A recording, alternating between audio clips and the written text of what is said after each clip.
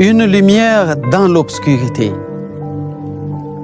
Basée sur Galates 1 à 24, Jude 1, 14 à 25, Actes 5, 19 à 23 et l'Évangile selon Saint Matthieu 18, 1 à 9.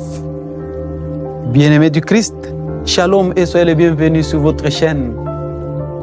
Suivez la vidéo jusqu'à la fin. Imaginez un instant un monde plongé dans l'obscurité, un monde où la lumière semble avoir perdu. Les gens errent, perdus dans le désespoir, cherchant désespérément un sens à leur existence. Dans cette obscurité, une petite flamme apparaît, fragile mais brillante. Elle représente l'espoir, la vérité et la lumière de la foi. Mes frères et sœurs, cette lumière est notre Seigneur Jésus-Christ qui nous appelle à marcher dans la vérité, même quand les ténèbres essayent de nous submerger.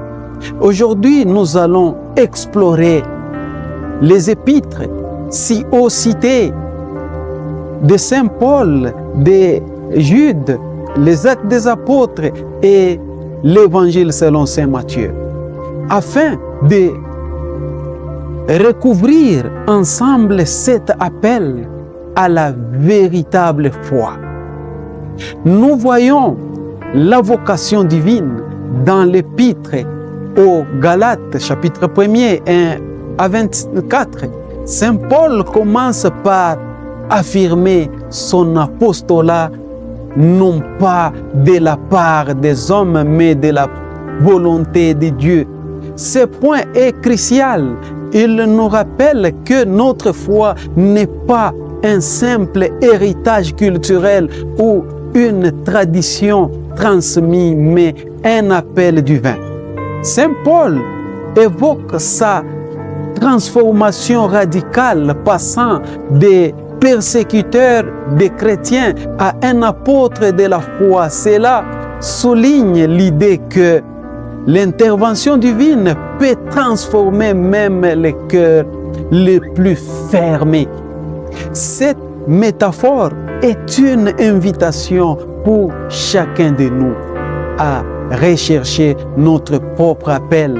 Sommes-nous à l'écoute de la voix de Dieu qui nous pousse à sortir des sentiers battus, à abandonner nos certitudes pour découvrir la liberté en Christ?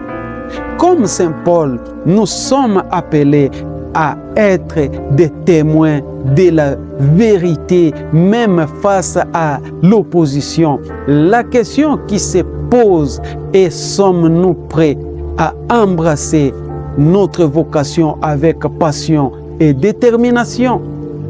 La nécessité de la persévérance. Jude, quant à lui, nous met en garde contre les faux enseignants et nous exhorte à combattre pour la foi qui nous a été transmise. Il nous rappelle que des hommes se sont infiltrés parmi nous et qu'il est essentiel de rester vigilant. À une époque où la vérité est contestée, Jude nous appelle à bâtir notre foi sur des fondations solides. Il termine son épître en nous exhortant à prier dans l'esprit, à rester dans l'amour de Dieu et à attendre la miséricorde de notre Seigneur. Que cela soit un encouragement pour nous dans un monde où les voies destructrices se multiplient. Notre mission est de rester ancrés dans notre foi et de chercher la sagesse de Dieu pour guider nos choix.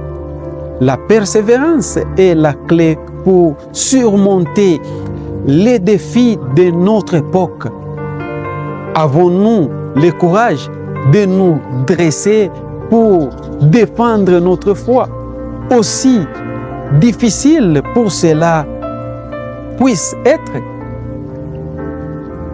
et répondre à l'appel avec humilité. Actes des apôtres et l'Évangile selon saint Matthieu nous montrent cela. Dans les Actes des apôtres, nous voyons Saint Pierre et les autres apôtres obéir à Dieu plutôt qu'aux hommes. Et cela a des conséquences. Ils sont emprisonnés, mais un ange les libère et leur donne l'ordre de continuer à prêcher. Voilà un véritable exemple de foi audacieuse et de soumission à l'appel de Dieu. Cette audace découle d'une humilité profonde. Ils ne cherchent pas leur propre gloire, mais celle du Christ. Le passage de Matthieu 18 nous rappelle que pour entrer dans le royaume des cieux, nous devons devenir comme des enfants. L'humilité est essentielle. Nous sommes souvent entraînés dans la quête de pouvoir et de statut. Mais Jésus nous appelle à renoncer à ses ambitions pour rechercher la simplicité et la dépendance vis-à-vis de Dieu. Être faible, c'est être fort en Dieu.